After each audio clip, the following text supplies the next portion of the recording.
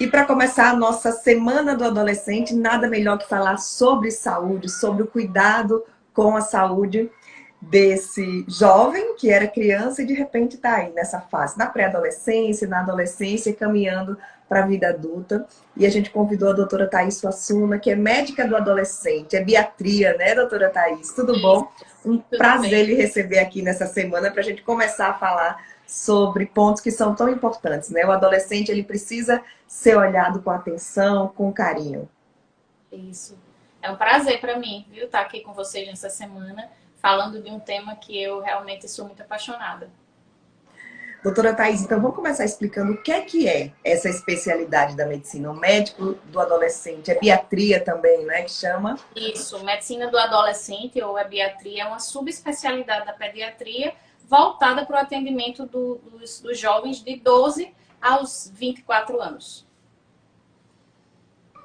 Como fazer essa transição do médico? Qual o momento ideal? Só depois dos 12 anos? Ou tem aquele que é mais jovem, que dá para continuar com o pediatra? Ou tem aquelas crianças de 11 anos, que eu digo isso que o meu tem 11, parece que tem 15, de tão grande que é. Já pode fazer essa transição?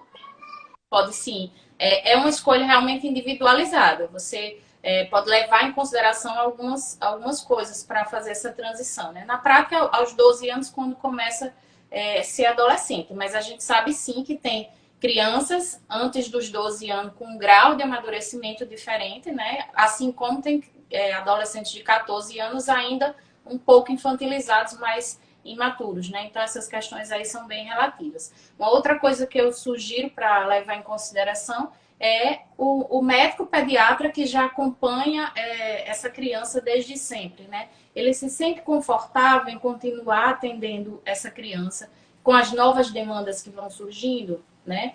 Como é o vínculo dessa família com esse médico que já acompanha há tantos anos essa criança. Então, isso é importante levar em consideração. Se o pediatra que acompanha sente-se seguro em continuar o atendimento do adolescente, né, é muito tranquilo. Uma outra coisa que na prática eu sugiro para os pais é o seguinte: por exemplo, você vai levando aquele jovem para o consultório pediátrico. A gente sabe que no consultório pediátrico você tem alguns recursos lúdicos, você tem brinquedo, você tem aquele ambiente mais colorido, tem muita criança, né, ao redor. Então, quando o jovem começa a verbalizar para os pais que ele não está se sentindo confortável naquele ambiente, é bom sim considerar fazer essa transição, tá? Isso já aconteceu comigo, o meu tem 11, teve que ir na urgência ali do Hospital da Unimed, foi no setor de pediatria. Ele, o que é que eu estou fazendo aqui, né? Tudo muito lúdico, e incomodou. Então, ele tem 11, mas já está na época, já pode, então, fazer essa transição para o médico do Pode, adolescente. sem dúvida. Uma outra coisa para levar em consideração é quando começam a aparecer as questões relacionadas à adolescência, né? Pode ser que o seu filho de 11 anos já chegue para você em casa questionando sobre algumas práticas sexuais, né? Alguma coisa sobre o uso de droga, o uso de álcool. Cada vez a gente tem visto nessa geração que está mais cedo, né? Essas informações para as crianças. Então, como são temas bem peculiares para a faixa etária, é importante também, quando chegarem em casa esses primeiros sinais aí, pode sim fazer essa transição, porque o médico está habilitado para fazer esse tipo de orientação para o jovem. Doutora Thaís, e como é que é a consulta com o ebiatra? Quais são os principais pontos abordados? Você já começou aí falando, mas vamos falar disso, assim, dessa consulta. Como é que é essa primeira consulta com o ebiatra? A primeira consulta, ela já tem um diferencial aí no ambiente, né? O ideal é que você esteja em um ambiente exatamente que não remeta à pediatria, né? Ao consultório de criança em si, né? Um ambiente mais neutro, com cores mais neutras, né? Que ele sinta-se mais à vontade em estar nesse ambiente.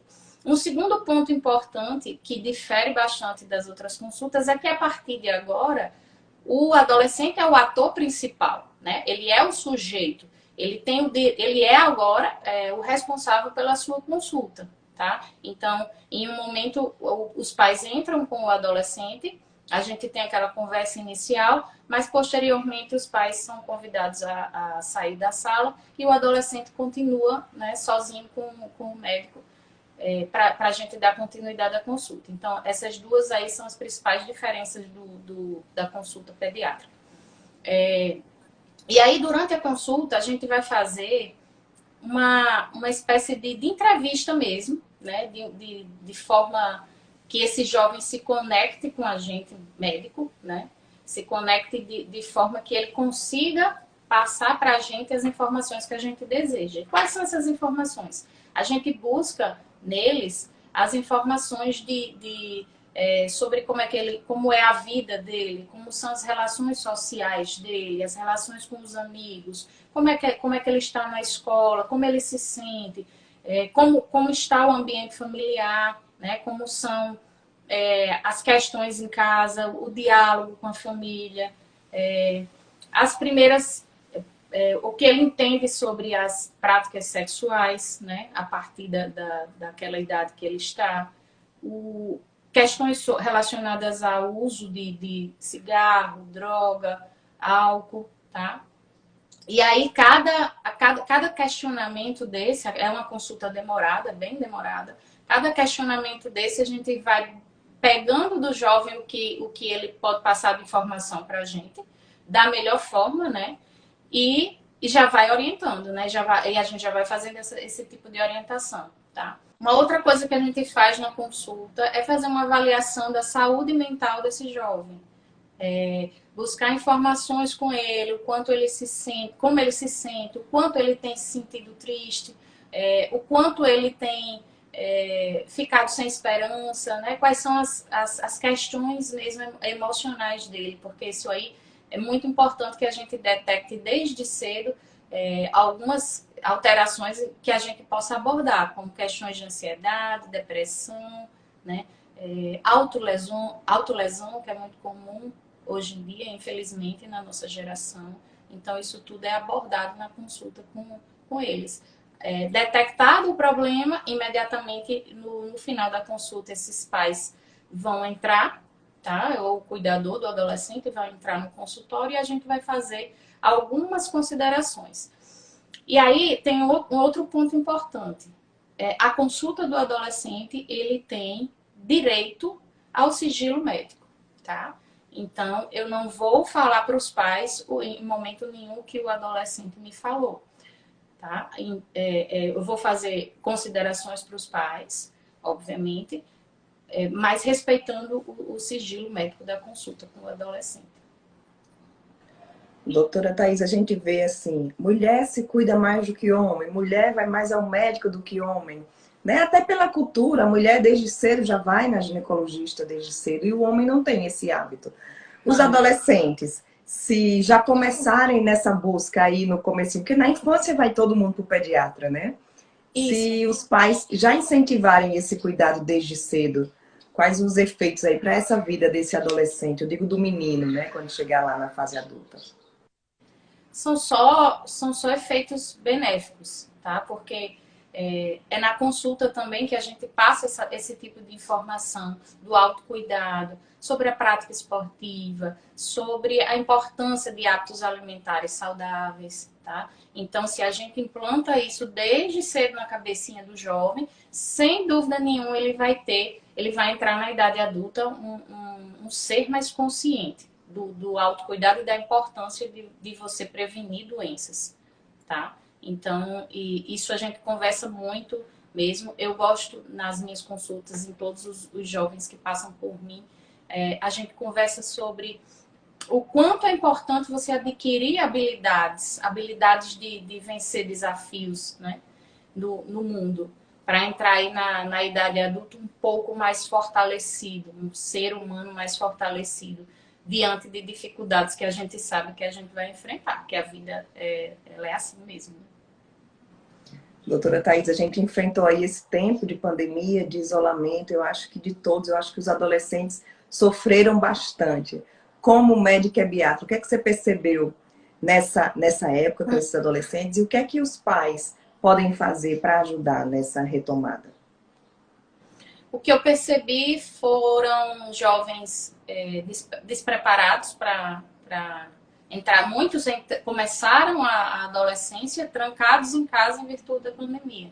Então, eu percebi pessoas mais frágeis, jovens mais ansiosos, com muito mais dificuldade de relacionamento, problemas sérios de uso excessivo de telas, com vício, inclusive, né, vício em jogos eletrônicos, em redes sociais. Tudo isso foi um malefício que a pandemia trouxe para os nossos jovens. As orientações, elas são sempre que os pais busquem por orientação, por conhecimento, né? Conhecer a fase que o seu filho está passando. Procurar ter o olhar atento nesse jovem diariamente, né? Não deixar que eles geralmente ficam mais trancados no quarto, mas não permita que isso seja uma rotina e que você não consiga, que os pais não consigam chegar até esse adolescente para poder perceber algumas coisas que precisam ser diagnosticadas e tratadas a tempo, né? Então, se os pais aumentam o seu grau de conhecimento sobre a fase e sobre cada demanda que vai surgindo, isso aí, sem dúvida nenhuma, faz diferença na vida do jovem, sem dúvida nenhuma. E é um momento assim que vem da criança, sempre aquela atenção, aquele cuidado, mas o adolescente ele também precisa ser cuidado, né? Pelos pais. Todos nós, né? Todos nós precisamos sim ser cuidados. O adolescente, ele, por ele ter esse afastamento natural dos pais, ele tem essa tendência a ficar mais isolado, e os pais às vezes acham, a maioria das vezes acham que realmente, já que ele não quer falar comigo, eu vou deixá-lo à vontade, né? Vou deixar ele lá. Mas o jovem sente quando ele também, quando os pais não estão atentos lá e não vão tentar fazer esse vínculo novamente, né? Eles percebem isso. Isso é importante para eles se sentirem amados. Mas abandonar no sentido de deixa ele quieto, eu não concordo. Eu acho que tem sim que tentar resgatar esse jovem e trazê-lo para o ambiente familiar o mais precocemente possível, para que ele continue tendo relações familiares e sociais mais saudáveis. Ótimo. Doutora Thaís, tem mais algum ponto que você queira destacar nessa entrevista que está abrindo aí essa semana do adolescente, que vai trazer diversos outros temas também? Mas o que é que você gostaria de deixar aqui para que as pessoas que estão assistindo saiam dessa entrevista com essa informação? Principalmente os pais e as mães, né? Eu acho que o ponto principal sem dúvida nenhuma, um recado que eu quero deixar para os pais: busque informações sobre essa fase, tá? Não deixe que ela passe, que ela seja uma fase que a gente diz assim, não, é só uma fase e vai passar. Busque informações, porque existem sim estratégias, ferramentas, coisas que a gente consegue fazer para melhorar as relações, a relação entre adolescente e família, sem dúvida nenhuma, tá? Eu acho que vai ser uma semana bem interessante.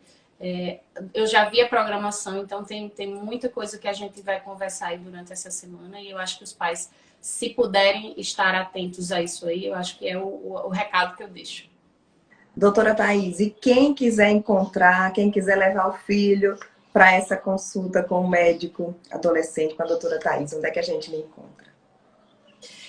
Meu consultório, ele fica numa clínica chamada Elo Núcleo Desenvolve.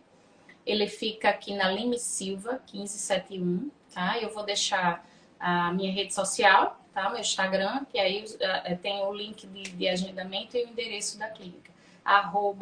@dra.thaís.suassuna. Ótimo, muito obrigada, doutora Thaís. Nada, Juliana. Eu que agradeço.